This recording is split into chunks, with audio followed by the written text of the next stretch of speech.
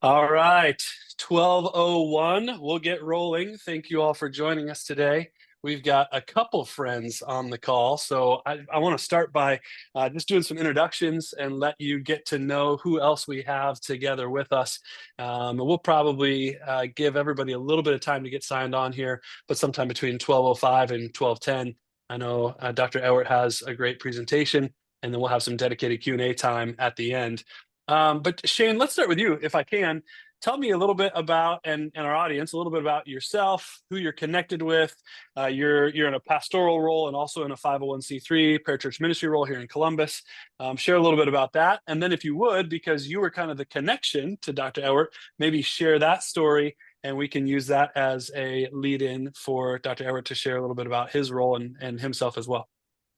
Yeah, absolutely. I'm honored and excited to participate today. So thank you so much for helping facilitate this, Chris. So my connection really is I'm from Columbus, but had spent a good chunk of my life, so just over a decade in Europe. So I have some interest, particularly in what our friends are going to be sharing here momentarily, and have been back in the States the last 15 years. I'm an Anglican pastor or priest by vocation, if you will, and a spiritual director. My everyday work is with this nonprofit called For Columbus that helps to unify the church of the city of Columbus to collaborate for the good of the city.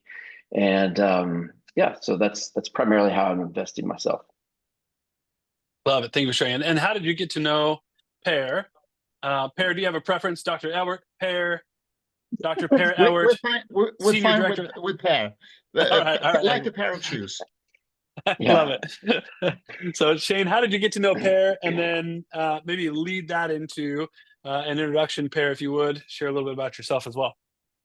Yeah, we've only known each other a very short time, actually, but I'm grateful to know Per, and I'm excited to continue to be in conversation. And who knows, maybe someday even a closer collaboration, advance the kingdom in various parts of the world. But we were introduced from a mutual friend, actually, on a similar Zoom call, probably just over a year ago. And I think I followed up with a series of emails plaguing Per, with probably a number of questions and inviting conversation that way. But really grateful for his generous response and time that he was willing to give to connect via email. And I'll also just really admire the work he does, actually, through his work with the Clapham Institute and also a meta network really for all of Europe. Which is really interesting for me, and I want to learn more and more about is the forum that he's a part of, and maybe he'll share a little bit about that. But we've just been getting to know each other as of late. Love it. Well, I mean, it sounds like one of the things that we need to do to get some time together in person. Per, I know you got connected with a friend of ours here at CCV, Oz Guinness, when you were at the ARC conference, and so maybe a trip to the ARC conference. See if you can get For Columbus to foot the bill for that. And I'll do the same here on the CCV side, and we can spend some time with Per over in Europe here coming up soon. But so, Dr. Ewert, Per, if you would, maybe just share a little bit about the Clapham Institute, your work there. I know you've got a whole presentation that we're going to learn about cultural engagement in Sweden and what that looks like and what we can learn for our pastors and audience here. But maybe just share a little bit of background before we get into some of the presentation specifics today. Yeah. So good to be with you over there in Ohio. I can't see all of you, obviously, but very, very nice to be with you. As Chris said, I lead the Clapham Institute, and you understand that we borrow the inspiration from Britain and William Wilberforce and the Clapham sect.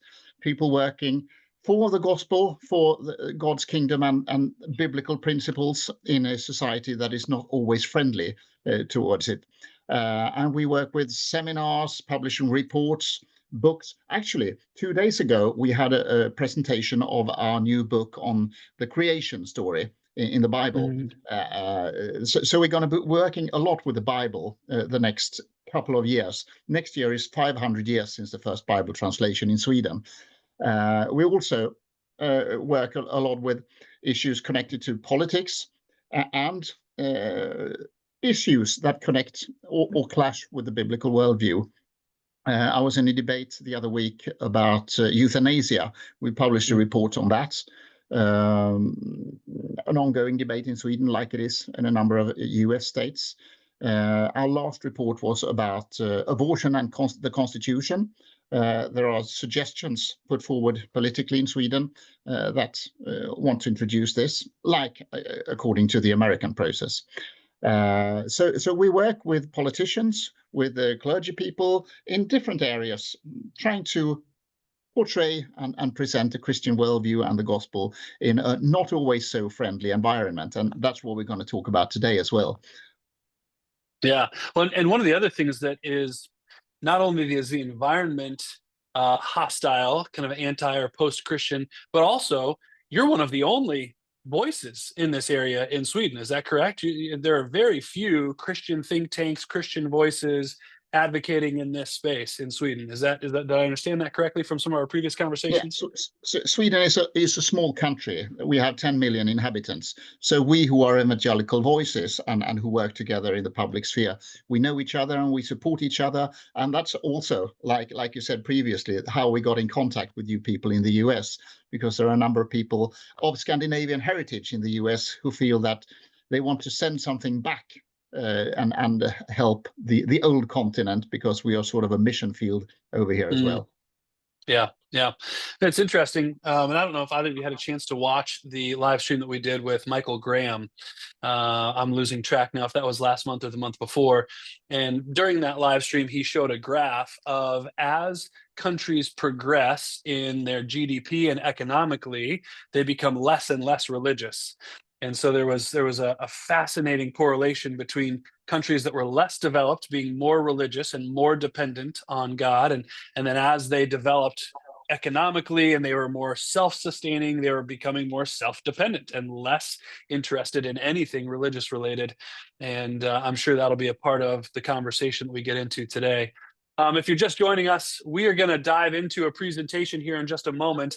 And then throughout the presentation, as questions come to mind, you should have access to the chat feature and the Q&A feature. Utilize those, put those in, because we'll have probably 15 to 20 minutes at the end of the time together today to just facilitate those questions and have a conversation with Dr. Per Ewert.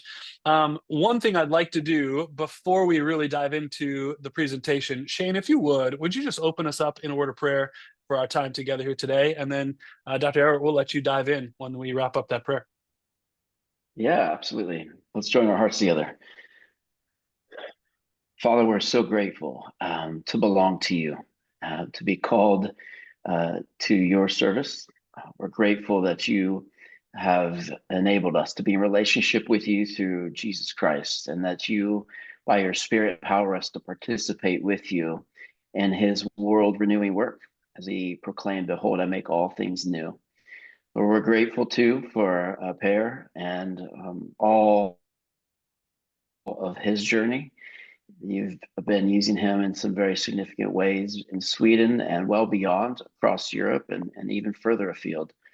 Lord, we ask that you would inspire him and that you would open our hearts and minds to hear what it is you'd have us take home, to ruminate on, to pray through, to reflect on, and to put into practice here in our context. And we ask that it would all be to your glory and for the good of the places and the people you've called us to serve. Amen. Amen. Thank you, Shane. Per, I'm going to mute myself. You've got until probably just a little before 1 to give us some time for Q&A. So take it away. I'm going to take some notes, and we look forward to hearing from you today.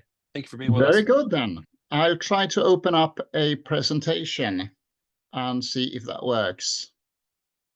Are we seeing a presentation? You're sharing the screen. It's just dark right now. Okay.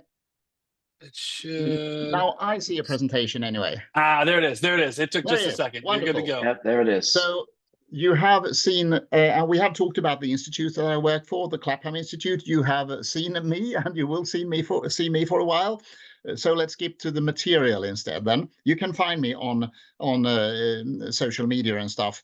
So my PhD was in political history, and if you want to read more about what I just touched upon today, you can just Google my name and dissertation, and then you could find this dissertation that is called "Moving Reality Closer to the Ideal," about the vision that especially the Social Democrats had in Sweden in their vision to transform society so much that they were willing to change reality itself because they thought that their ideal was so strong and so inspirational.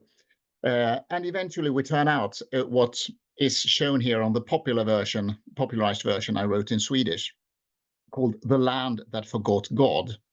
And I think that pretty well captures it, that there was a deliberate strategy of moving our nation very far in a secular and individualistic way. And this is not always very inspiring to talk about, because we as Christians, we figure it's not a very good direction for a nation to turn away from God. So therefore, what I quite often teach about instead is, like I mentioned, about the Bible. So my only other book published in English, if you would want to look into that sometime, is about the resurrection, which is the weekend that we are in now, Passover and Easter holiday. So this is a detective story about the resurrection. What happened actually this strange Easter weekend in Jerusalem some 2,000 years ago, and what would the world's greatest detective find out if he wanted to investigate this case. Very fun to write, hopefully fun and interesting to read. So look into that sometime if you like to. So that was what I do. Investigate history, modern history, what has happened, which is often negative for God's kingdom, and what could we do instead. And one thing is obviously to preach the gospel, which is a reliable source for us as individuals and as a society.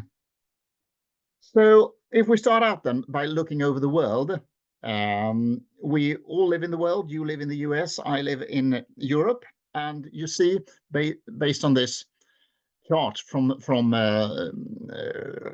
World Value Survey, a graph of showing individualistic values going to the right and secular values going upward. And the further away on the scale, you see a more extreme culture, which happens to be in Protestant Europe, and especially my nation happens to be in the far right corner. My nation is the most extreme nation on earth, and you'll find the United States in the English-speaking world the most left-hand, not politically now, but in this graph, in the English-speaking world, showing that it is an individualistic nation, but not as individualistic as Sweden. It's somewhat secular, but not as secular as Sweden and some other nations that you see in the graph. And of course, the trends that affect Sweden, they will eventually affect other nations as well. So therefore, I think that my study on Sweden during the 20th century is related also to America, because the trends that we see in America today, they connect quite well to what happened in Sweden, especially during the, let's say, 1970s, some 50 years ago. So I think we can learn a lot of things from the Swedish example. If you want to be like Sweden, or if you don't want to be like Sweden, what should we avoid and what should we do instead as church and as Christians? So a very basic diagram here to show that cultures are different, nations are different. And if we use this graph to show, let's say that we have three basic actors in a society. We have the state, we have the family or civil society, church and so on, and the individual. These need to relate to each other, and they do in all cultures. Obviously, this is schematic. No nation is only one culture, but if we take Germany as an example, you see that is a kind of a model culture where the state connects very much to civil society, but the individual falls somewhat in the background. The US, on the other hand, that is an individualistic culture, but taken from the 1700s and onwards. And I've been teaching university courses in Sweden about religion and politics, especially in the US. So that's an issue that I've been working quite a lot with here in Sweden. The US is an individualistic culture, it's not individualistic in the same sense as Sweden, for instance, but connected, as you're all very aware of, or with civil society, family, church, and so on. Sweden is also an individualistic nation, but not in the same way as the US, because in Sweden we have, through political means and through political visions, connected the individual much more closely to the state, hereby creating what we call the Swedish state individualism. Sounds paradoxical, but that is the model that we call it. So these are different versions of understanding the relationship between the different basic actors in a society. Well then, we see in our time, in Sweden, in Europe, and somewhat also in America, that God and the human do not always connect as they do in this picture, you know, from Michelangelo of the creation of Adam. But there tends to be this antipathy against religion. How is this to be explained? Let us give some historical ideas and ideological, philosophical reasons for it. Well, one is obviously the heritage from the Enlightenment. The US has the fascinating mix of mixing Christian tradition and part of the Enlightenment culture in the way you have created the checks and balances and your political system and so on. But the Enlightenment has obviously secularized Europe, and the US falling after chronologically. When the Enlightenment came and put all the focus on rationality, man's using his reason to figure out things rather than divine revelation, it took the individualistic focus that the Reformation shared, with humans reading the Bible for themselves, having a personal relationship to God, but leaving out the divine dimension of it. And also politically and philosophically, we have, especially in Sweden, I think that's part of why this vision was so strong and so, if we use the word successful in Sweden, is the combination of socialism and liberalism, where both of them are utopian visions and ideologies, which paint the vision of a secular heaven on earth. And I'll give you just two quotes as examples. One is from a Swedish politician in the 20th century called Arthur Engberg, and we're going to come back to him because it's his very interesting example. He said that wheresoever the view of life from socialism enters, Christianity must exit, and vice versa. So that was his point, why socialism was the natural enemy to the faith. And liberalism would be open to human right, freedom of religion, and so on, but also, like Richard Rorty says, atheist liberal philosopher from the US, saying, in its ideal form, the culture of liberalism would be one which was enlightened, secular through and through. It would be one in which no trace of divinity remained. And interesting, it would drop or drastically reinterpret not only the idea of holiness, but those of devotion to truth, showing that an ultra-liberal project, putting all the focus on the individual, can get rid of God, but can also get rid of an external truth outside the self. And I think that's quite telling. And of course, now we are approaching Easter. We have Maundy Thursday. We have the night here in Sweden now. We're 6 o'clock in the night, where the Lord will soon have the Last Supper with his disciples. And the gospel itself is obviously a stumbling block in itself, where Paul writes to the church in Corinth, Jews, they demand miraculous signs.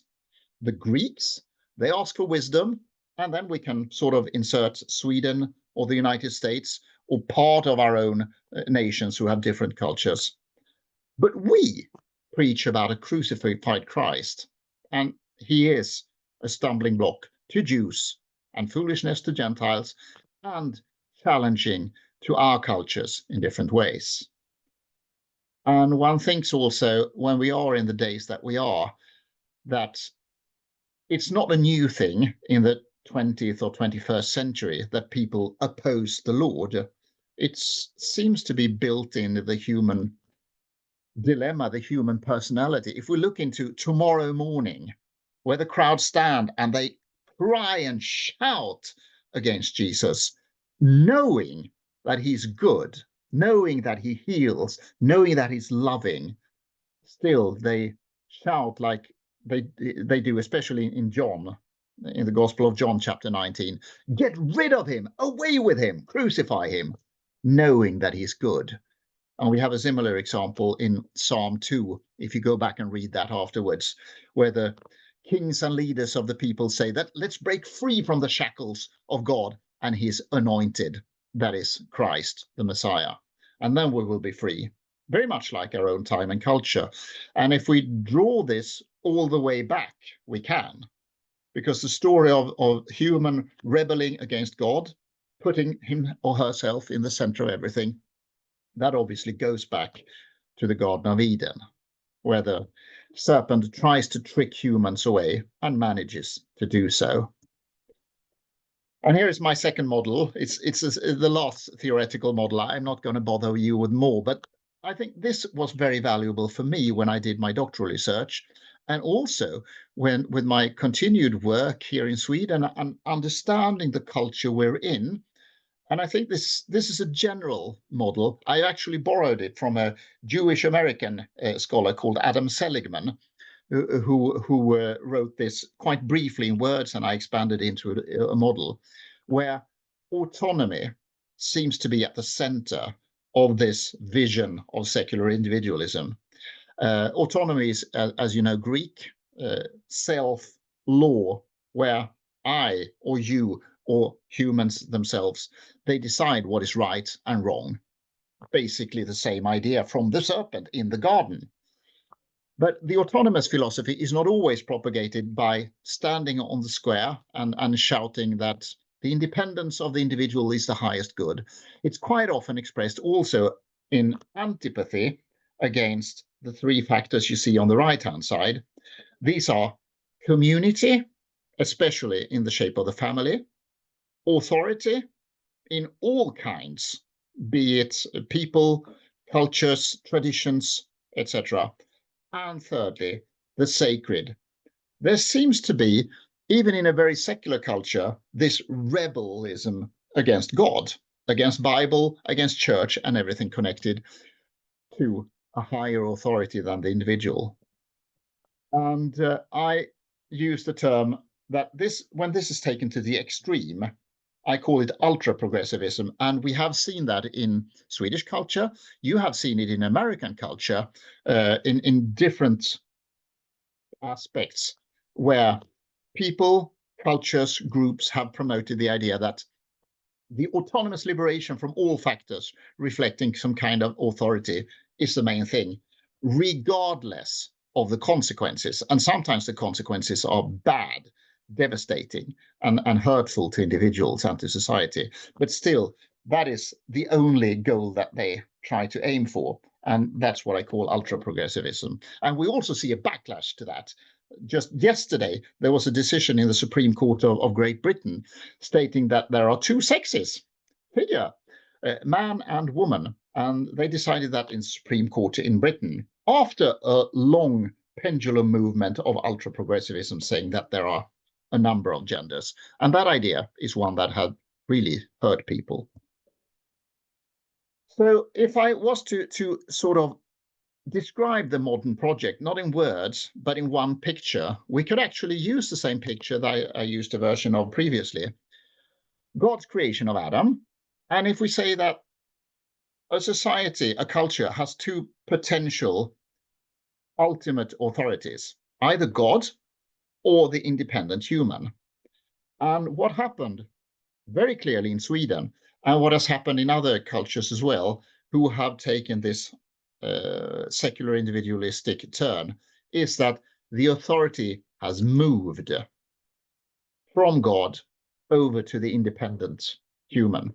And I'd say that this is the best picture description I could do out of the events that haven't taken place during the last century in our culture, not least in Sweden, but also in the United States, especially during the last couple of decades. So The Swedish example then. In my doctoral dissertation, I studied the period between 1932 and 1976. There was 44 consecutive years where one political party governed Sweden with a very clear vision of moving Sweden into a secular vision, into an individualistic vision during the 1960s and 70s, especially. And they did so on three very clear battlefields. And they did so also in this chronological order that I'll show you.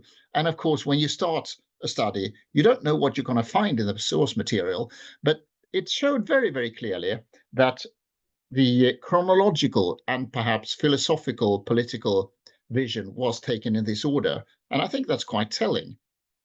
Goal number one, take over the church.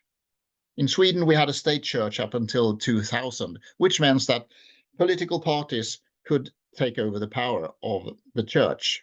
And that happens in a lot of nations. And you see that in the US too, how politics and church becomes intertwined sometimes for the bad.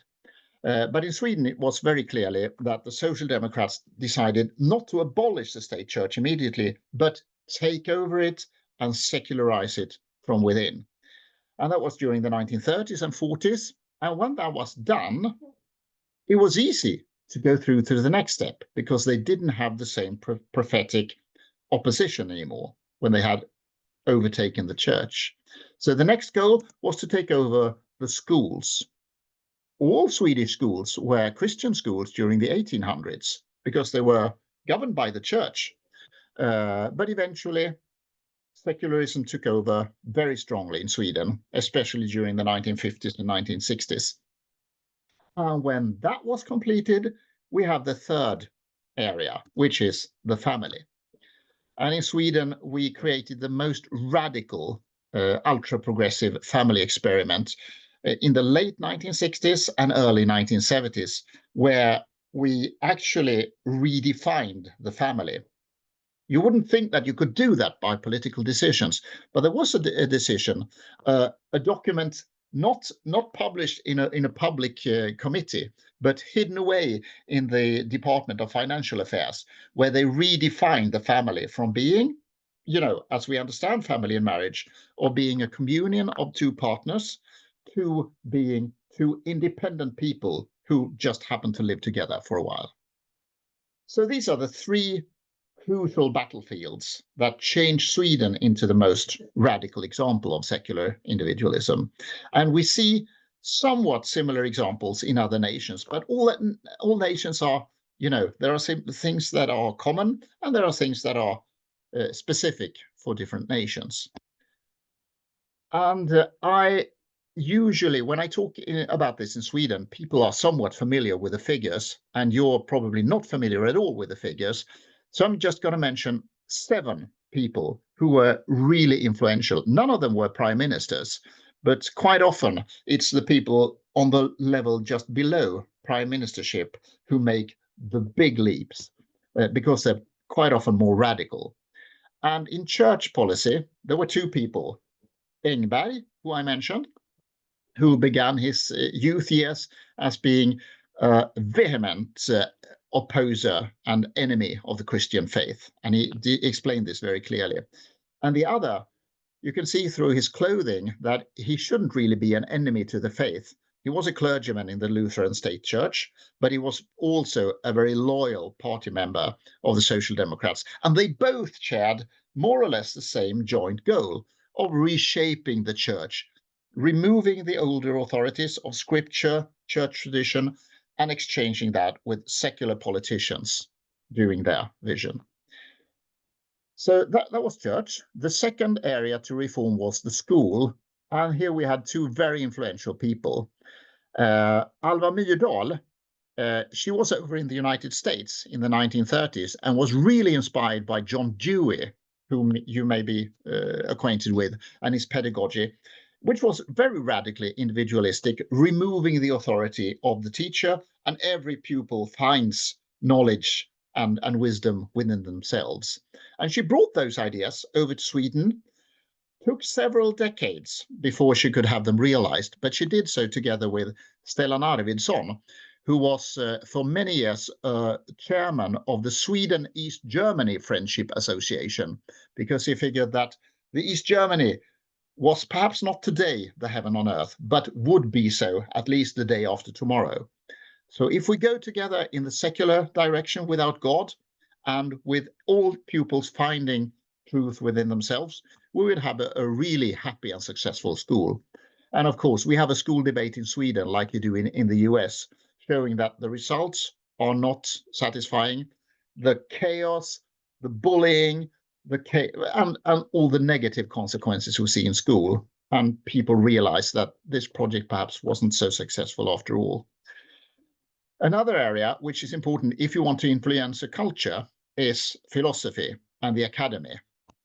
And Axel Hägerström is the most well-known philosopher in Sweden during the early 1900s, introducing the philosophy of value nihilism. There is no absolute good or bad or evil. You have to figure that out by yourself. The autonomous philosophy again. By the way, Arthur Engberg studied under Hägerström and got his philosophy and brought it into politics.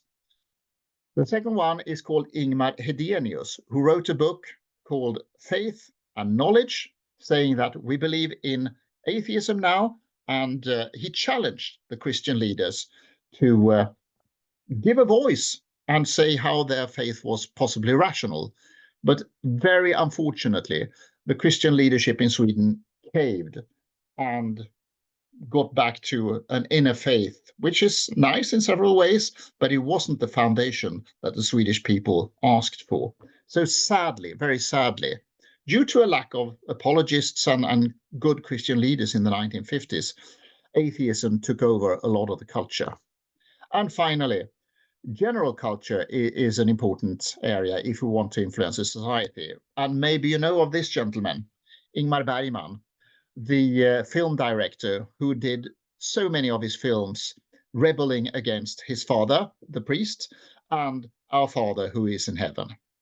So these are basically 7 people, not many, but very, very devoted to their cause of introducing a new vision that would liberate humanity from the bondage of religion. And there we stand today. So let us look into a bit what this autonomous project has meant in church. Has it been successful? Has it been devastating?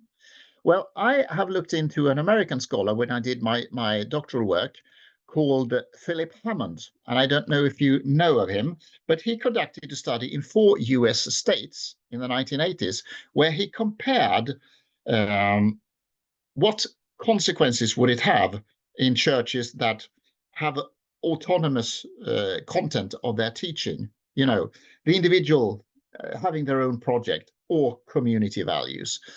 And I just looked into it today, trying to remember what states were these. And look, it was Massachusetts, North Carolina, California, and Ohio. So if you would look into a study that has dug into your state, you could look into this. Philip Hammond, Religion and Personal Autonomy. You can probably find it at a library somewhere. But his point and very clear conclusion was that, does personal autonomy translate everywhere into lower parish involvement? The answer is yes. So I could suggest that as a study that you could look into for your own states.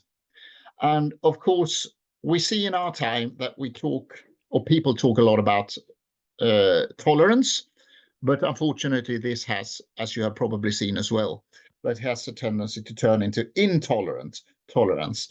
And we see that in the liberal parts of Christianity in Sweden very clearly. So the conclusion is, from all that we see from the 1980s and onwards in the United States, in Sweden, and more or less everywhere, that Philip Hammond is right. And I'll show you a graph now from the last couple of years from Great Britain, where a scholar has divided denominations according to theological position, from liberal to evangelical. And the question is, which of these have grown and which have shrunk, if you want to be interested in growing denomination? And the conclusions were incredibly clear. red denominations, evangelical, and then going through orange and over to yellow, which is liberal denominations. And as you see, not all evangelical denominations grow, but most do. But what is very, very clear is that all liberal denominations shrink. And that seems to be I actually have the book at my table here right now. This is a book that I find fantastic as a church history work.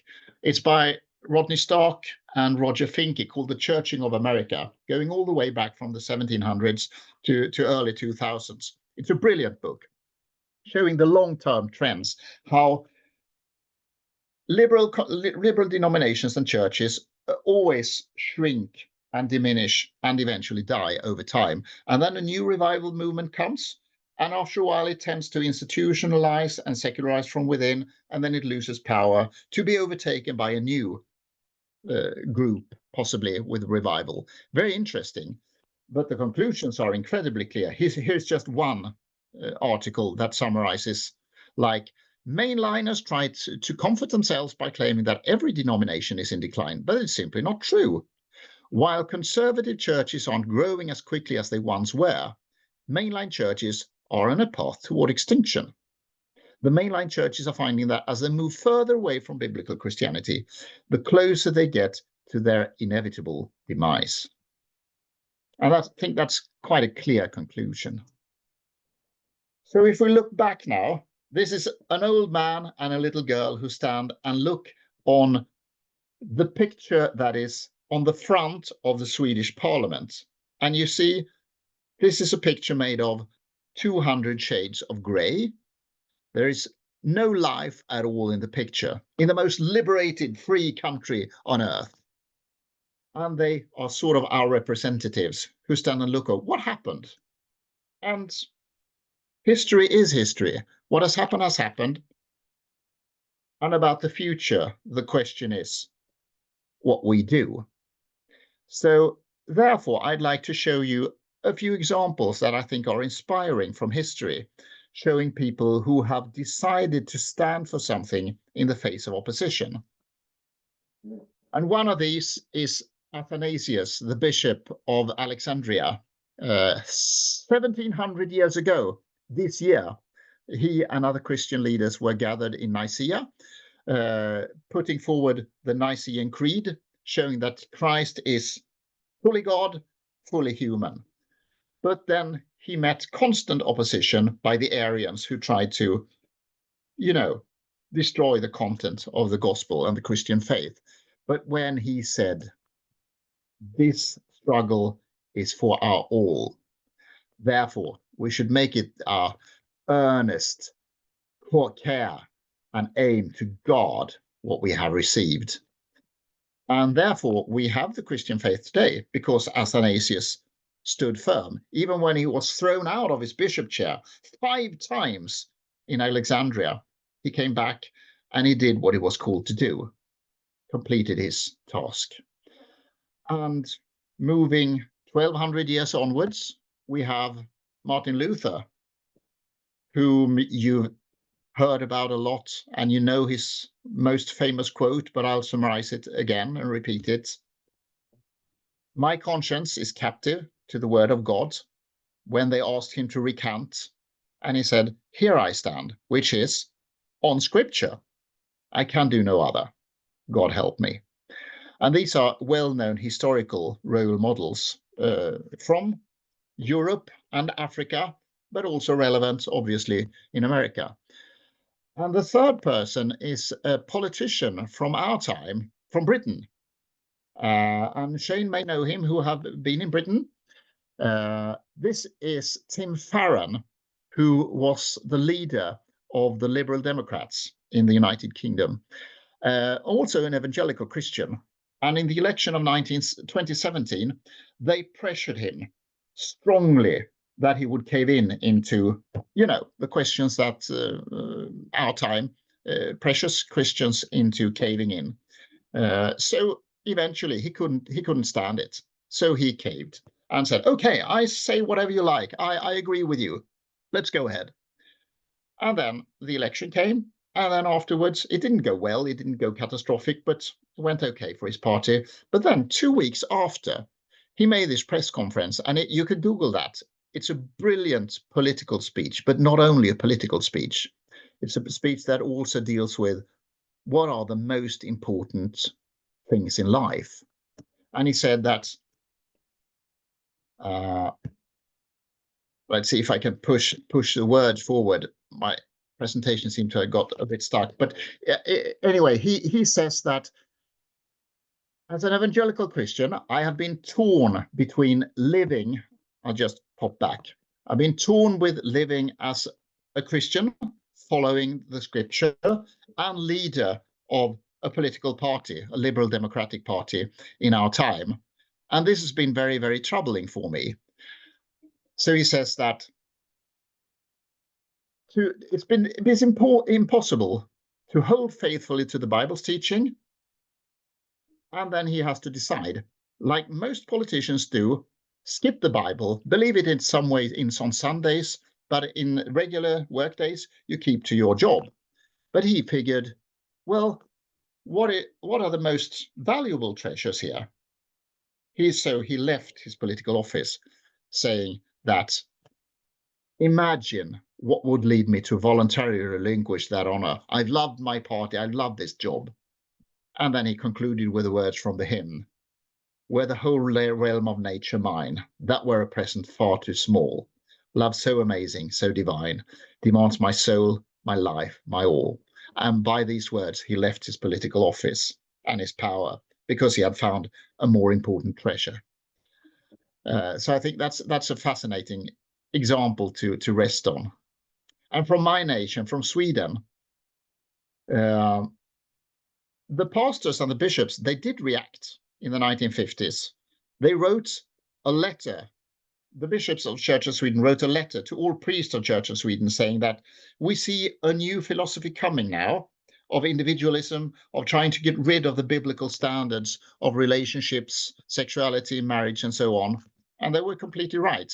But they said that we have to, as it said in their text, proclaim the will of God as revealed in the gospel and apply the central message in the gospel to the different circumstances in life.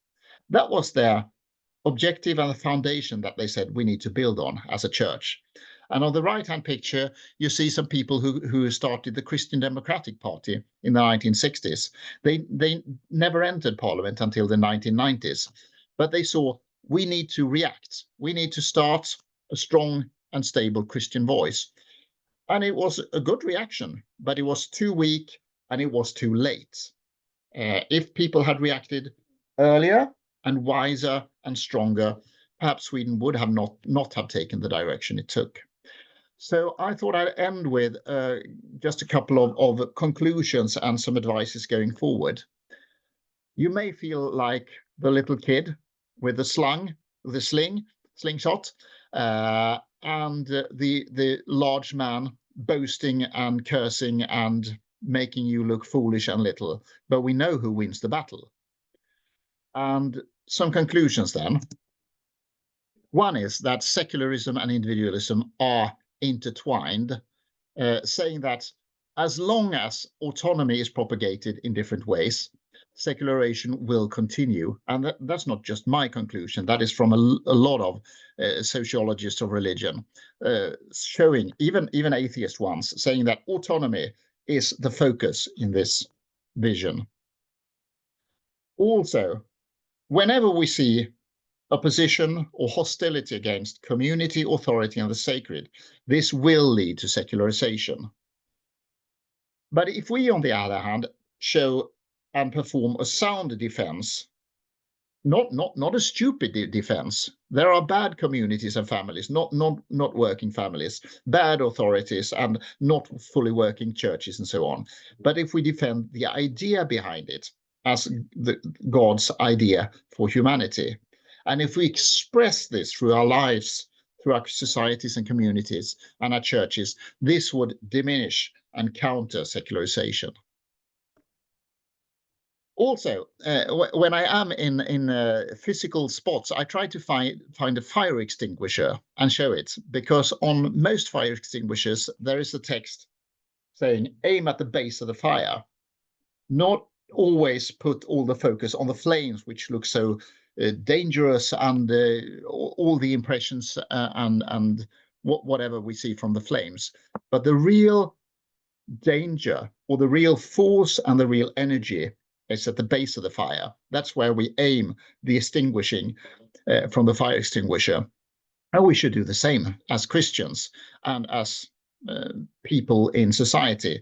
See what is actually behind, what is the base of the discussion that's going on right now, not just the rhetorics or the flags or the symbols and so on, but look what values lie at the center of the battles and direct the energy and the discussion there. And also, if we stand on a solid biblical ground, like sort of David does on this picture, he stands on the biblical ground and on the Lord as God. If we do that, then we can join hands with people from different political groups, different groups in society, who in some areas it is those who have part of the truth, more of the truth, and in these areas it may be other groups who have more of the truth and the righteousness. We can join hands with them. We do that in the Clapham Institute. For instance, in the issue of euthanasia, we have friends among the left wings, among the right wings, who realize that human life is precious and worth defending. So we can find friends of people who realize, like the Supreme Court of Great Britain did yesterday, that there are two sexes in the world. There are not a number of them, and so on. So we can find friends who want to stand on the truth. And of course, if we communicate and we defend truth and righteousness and love, but not just the love that is waved through flags and different symbols, but the love that is shown in the Bible, the agape love, which doesn't seek my interest, but serving others and blessing others. Society doesn't always come to the church and say, we want what you have to give, but they actually need it, and they need it badly. And that's why we as Christians can be servants to society. And finally, let me just show you a few pictures that I find surprising and inspirational. We may think that, well, I'm just a small person. I'm not in a political power or in a power person in this part of society. But it doesn't take too many people to change a nation. It happened before, like these 7 people who were devoted to change Sweden, and they did so. This can happen again. And some of us may reach influence, and we don't know who of us may do that or how, but everyone can inspire others. And that's my final inspiration for you, that my own personal example is that I began my writing ministry not by writing Christian books, but by writing textbooks for schools and for junior high schools in the social science. And this is my book about that. And explaining to people, there's a picture there of a young girl who travels by train to a UN meeting to protest. And then I gave a lot of good advice, I think, about how to influence politicians and media and, influence society in democracy. And then I sent that to the publisher, and they published it and sent it to Swedish schools. And then a number of years later, and this is perhaps the most paradoxical experience in my life, and I didn't figure out until later when I saw this picture in the media, that a couple of years later, there was a little girl who didn't want to go to school. So she took her school books and sat outside Parliament instead and began a movement. And when I looked into the picture, I finally realized, wait a minute, that's my book. And of course, we all know that all the consequences from the Greta movement have not been magnificent, but that's not my point. The idea is that we don't know who may get influence, because 1 year later, this little girl, she had been the most influential person, not in her class, not in her school, but in the entire world. And that is stunning. Not all consequences were good, but it shows that, and I don't know to what extent she was inspired by my book, but never mind. But my point is that people can be inspired for good or for bad.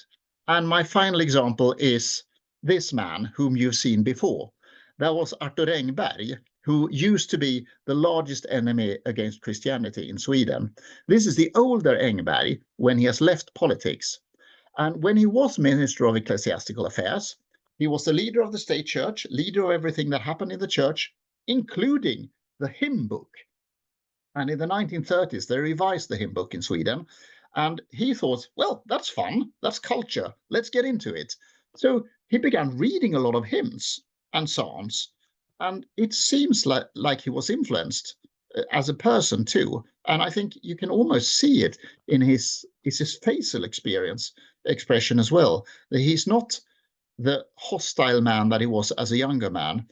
And I've read the talk that the local priest gave at his death or at his funeral a couple of years later, saying that eventually he realized more and more about the content of Christianity.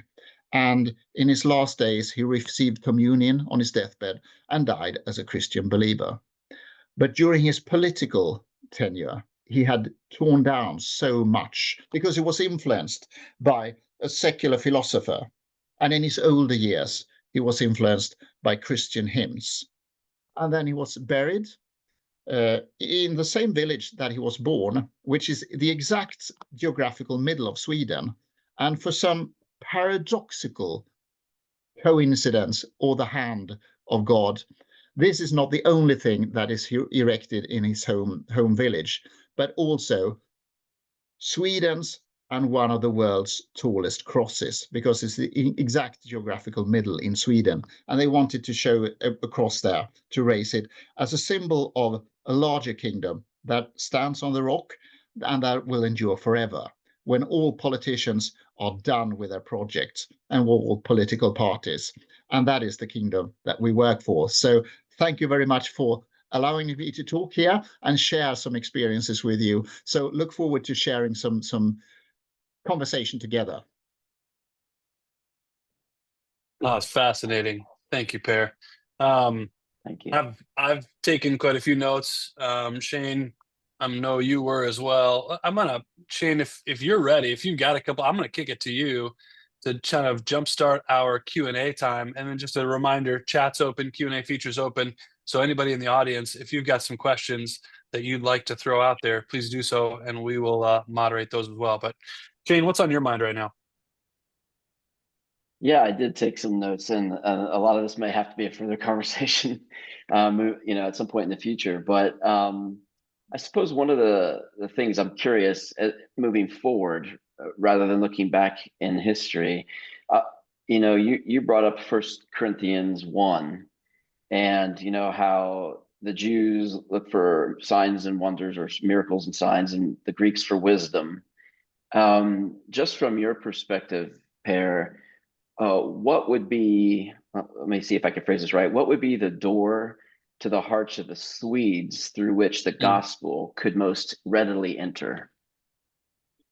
Oh, we're constantly discussing that in Sweden. And we understand that even though there has been opposition against the gospel, which has been in a number of states around the world, the gospel has always had success when it has been boldly preached, with care, with love, even though in the face of opposition. But all churches that have adapted themselves to current culture, they always lose relevance, and people lose respect for it, and people lose interest in it. The Pentecostal movement, and I showed you a picture of Levi Petrus, who was the leader of the Swedish Pentecostal movement.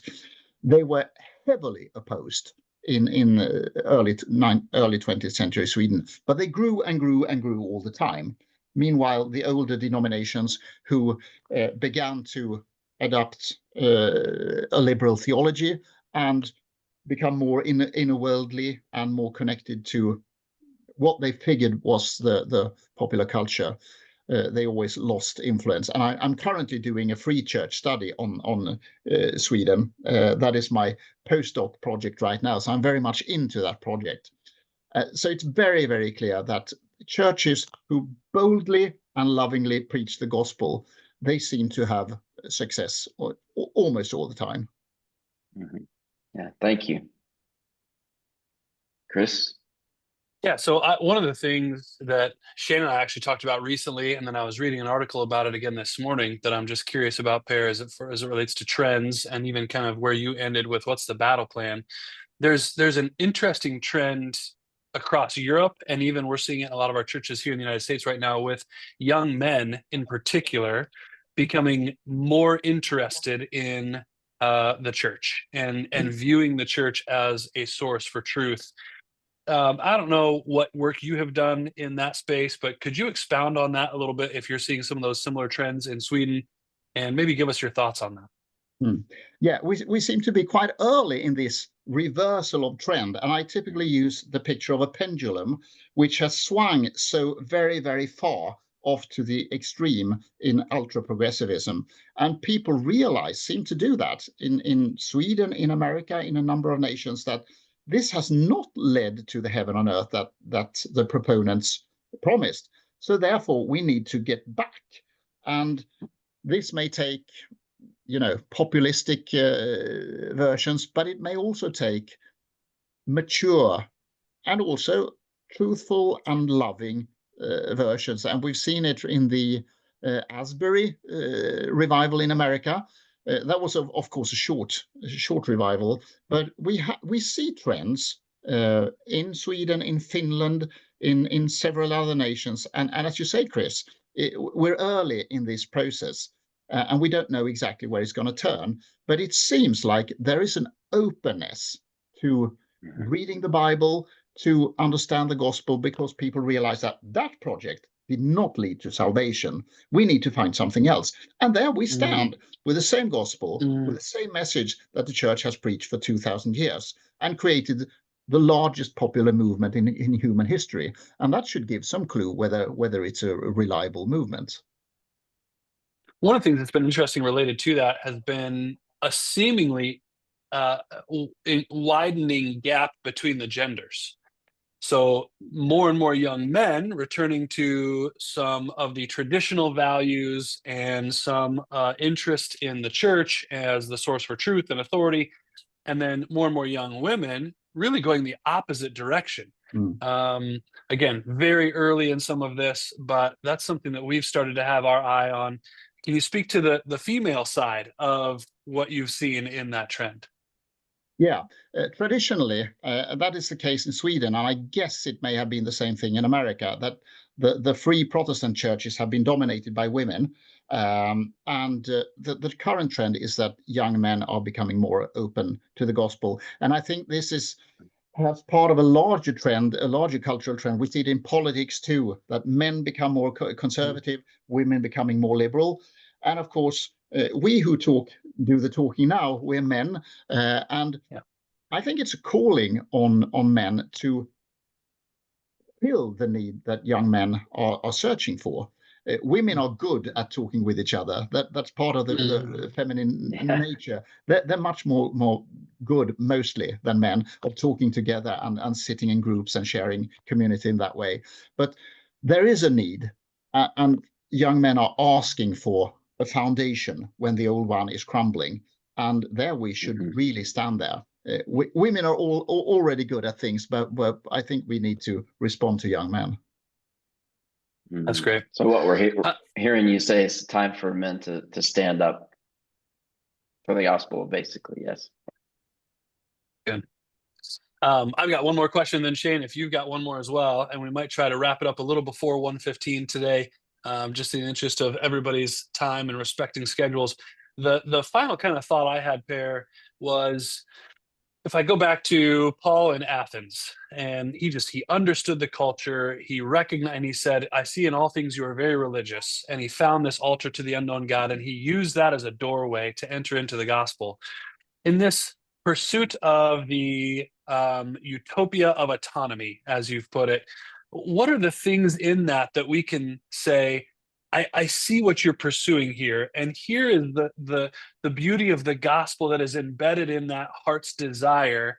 How do we take that and leverage that to generate a conversation about the good, the true, and the beautiful of the way, the truth, and the life? Mhm. Yeah. I mean, the autonomous philosophy, I don't think it's a good philosophy, but the individualism can be a good individualism. And you have that in the American tradition. If you read Tocqueville, who traveled from Europe to America and saw a culture that he admired and respected, saying that we have lost a lot of things in Europe that we lost through the French Revolution and the Enlightenment and so on. But you have that connection in America, where you have the tradition of connecting the individual, saying that the individual is not an atom, is not an island, but belongs together with family, belongs together with churches. And that has created a good society traditionally. And he saw that in America. And he took that back to Europe and wrote the story about America. So I think you have a fascinating and great story to tell based on your own tradition, where you obviously borrow a lot of imagery from the biblical tradition that you brought over to your American tradition. So just showing that what human longs for and what the human has in his or her heart, that is part of the truth. That is the search for a foundation and for the good and the beautiful, as you say. So that is the only worldview. The Christian worldview is the only worldview that can correctly correspond to what human has in his rational mind and also in our hearts. That's good. That's good. Shane, any final questions, final thoughts? Yeah, I was going to suggest rather than me posing a question, there are a couple in the chat. Should we go ahead and take one or two of those if possible? Yeah, that's a good shout out. Let's so I see a couple here from our friend Pastor William Coker. Let me read these, Per. I don't know what you have access to if you can see them, but I'll read these off to you and let you address these. And then we also have one from my colleague Peter. If we have time, we can get to that one as well. William writes, might the reversal of the three battlefields be key to reestablish the value of the family, which then influence the schools and back into the church? So building kind of foundational up. Love that question as we've embarked on our Hope and a Future initiative here to re-engage the family and address the root of so many of the societal fruits that we see. I took a note on that as you were saying, we've been addressing all of these fruits, but we really have to get back to the root. And then he further followed up with, I saw the emphasis of the family, the collective family, and the village being instrumental to Christian success in India. So I don't know if you want to draw some correlations there, working backwards from the Swedish attack on the traditional values, and then also drawing the corresponding relationship to some of the India piece. Yeah, and as we are all human beings who have the experience from families. Some of us have experience from non-functioning families, but quite a lot of us have good experience from working families. And when we have seen the sociological and the cultural trends of removing all ties between family members, between married couples, and with parents and children, we have seen the devastating effects of that. And we've seen that in the political discussion in America too, and in the general cultural discussion in the West, seeing that this project did not turn out well. And recalling again to the Supreme Court of Britain yesterday, we've had that discussion in Sweden also, with people realizing and seeing that the consequences, the symptoms have been bad in society, and therefore people move politically and they move culturally, and there we should just follow along and help this pendulum back, rather than trying to, well, we have heard that society is very progressive and individualistic and we should follow that trend. No, the pendulum is swinging back, and we see that perhaps first in the family, because that is where we personally, all of us, see that society and the culture has gone mad or wrong, and therefore that might be a part of the clues for us saying, well, we said this the whole time, even though the trans movement and the different movements try to push us away from reality. We stand on the same reality and we call you back to this, and that also implies the gospel. That's good. Amen. Peter's question was an interesting question, so I'm just going to rattle this off, and if you can, there's a lot to it, but let's see what you can do with this pair. He said there's approximately 1.4 billion Catholics worldwide, and it seems to be the one denomination that subsists with both major conservative and liberal factions under that umbrella of Catholicism. You mentioned that the liberal denominations tend to lose members over time and die out. What do you see as the future of the Catholic Church? Will there be a reunion between conservative Catholics in the church and conservative evangelicals? What do you see happening with that? And this is my addition here. What do you see happening with that liberal faction in the Catholic Church if typically liberal mainlines trend toward dissolution? What are some of your thoughts on that trend within that Catholic Church context? Yeah, there are a number of Swedish well-known Christians who have converted to the Catholic Church, hoping that that would be a safe haven that would never change. And they realize that, well, that is not the case. There are some strong liberal trends, especially among the German bishops, and one would have to say the Pope and other leaders who have dragged the church in a very liberal direction. And we saw that with the documents regarding marriage and ceremonies last year. I spoke at a family conference in Latvia a year ago, and I happened to have lunch with a Catholic archbishop, and he was very troubled and could say as daringly as he could that he was very troubled with the direction that the Vatican has taken. And this book, I would recommend that also to figure out and read about the direction of the Catholic Church in America and the drift of liberal groups in Catholic Church in America too. And we see that. And obviously, there are stronger strongholds if we disregard the theological disputes that we may have, but there is a stronger stronghold of the tradition in the Catholic Church that we Protestant churches not always have. But still, in practice, Catholicism seems to be in a very challenging moment, and it's going to be an important question, I believe, that who's going to be the next pope. Either continue the liberal trend or pull it back in the way that, for instance, Benedict did, but that is an open question. Interesting. Good. All right, now, Shane, I'll kick it to you. Final thoughts, questions from your side before we wrap for today? I'm happy to, but I see another question there from an anonymous attendee. Did I miss one? Do you see that one? Happy to take others' questions. Oh, yeah, that's good. Yeah. I'm not sure who sent this one in. It just says anonymous. How will the rise of secularization and individualism, combined with the fall of Christendom, occurring as more individuals embrace autonomy, impact the climate towards Christianity and the culture of the West? I know Aaron Wren has talked about this a little bit in his 3 phases of of evangelicalism, rather, moving from kind of inside that Overton window firmly from 64 to 04, starting to become kind of neutral on the edge of that Overton window from 04 to 14. And he would argue that we're now very much in American culture in the hostile anti-Christian outside the Overton window stage from 14 to present, I guess he argues. So for like the last decade or so. But speaking specifically to the increasing interest and rise of autonomy, and it seems the decreasing influence of Christendom, and even Trevin Wax has talked a lot about the credibility of the church and the things that have happened to damage the credibility of the church, and I think that has had an impact in the decrease in religiosity as well. But your thoughts on those two trends kind of moving in opposite directions to make Christianity and religion in general less palpable to the general American public?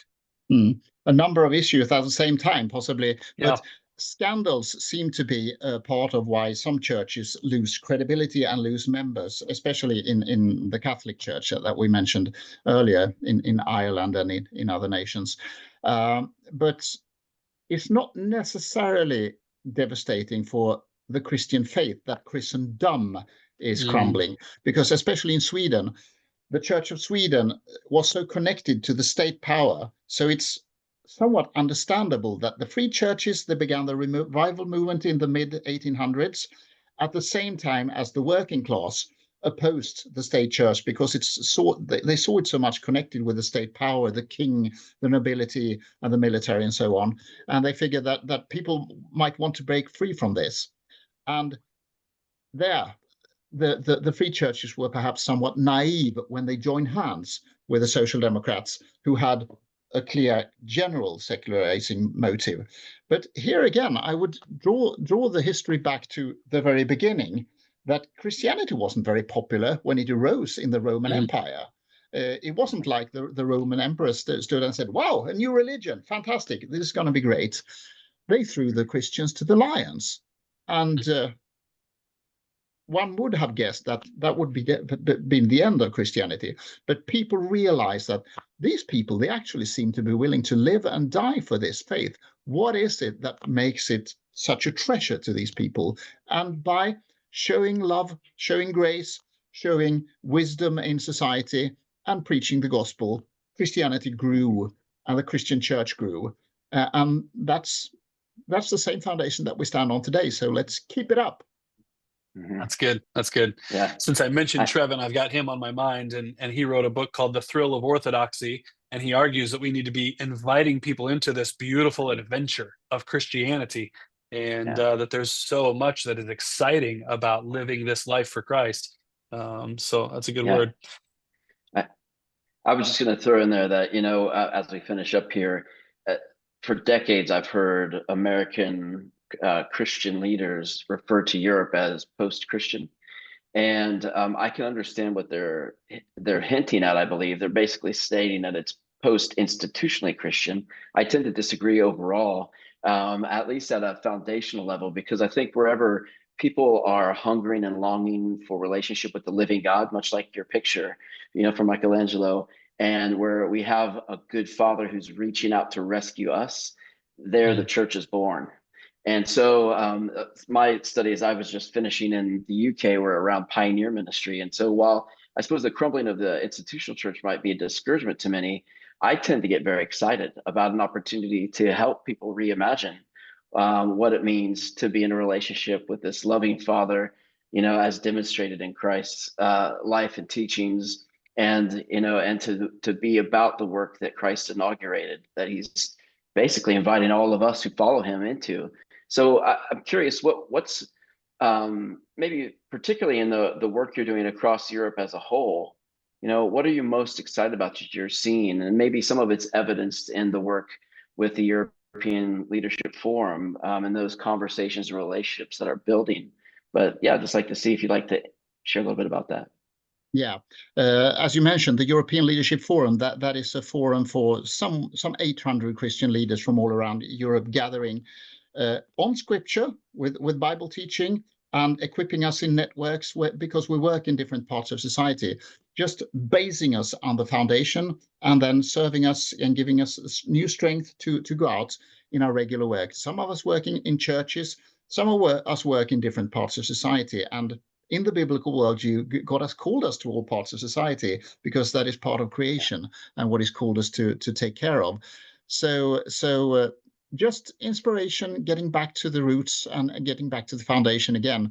I think that's very helpful for me as a person and for us as Christians. So glad to be able to talk to you here today and listen to you from America, and hopefully sharing some valuable insights from Sweden, Europe too. Oh, hugely valuable. Yeah, thank you very much. I loved just as we end, the battle strategy for our time. I thought that was really helpful. And again, just so much of what we're trying to do, I think, is to give pastors the tools and the resources that they need to be that prophetic voice and to equip their saints for the work of the ministry in this current cultural context where we find ourselves. And there's so much to be navigated. So thank you for helping us provide just another tool and another resource. Last thing we'll end with is that you mentioned the books, you mentioned a couple of anything else that we should be promoting, presenting, sharing with our group, our pastors, that they can be tapping into to learn more either about you and the Clapham Institute, or that you would recommend that they can use to help equip their people for the work of the ministry today. Well, I have some insights and some experience that I shared today. But of course, you have the best guidebook that we have. That has been working for 2,000 years, and that has created the largest popular movement in history. So if we stand on that ground, we have the best guide for our future work together. Amen. That's a great word to end on. Oh, I didn't mean to cut you off, Shane. No, I was just going to say, if people do want to get in touch, Per, or find out more about your work specifically, as Chris was alluding to, is there a particular website they can go to? Yeah, they could go to Clapham Institute.se, or I have a personal webpage. It's working in Swedish. It's not working in English right now, but perevert.se, like in Sweden, perevert.se. Thank you so much for your time today, and thank you, Chris. Yeah, grateful for both of you. We're going to sign off with that. Thank you, everybody else, for joining us today. We will get this posted, so anybody who you think might enjoy this, please feel free to share the link. We'll get that sent out to everybody here in probably early next week. Thanks again, Per. Thanks, Shane. Good to see you. Blessings on y'all. Thank you all. Great. Bye-bye. Bye-bye.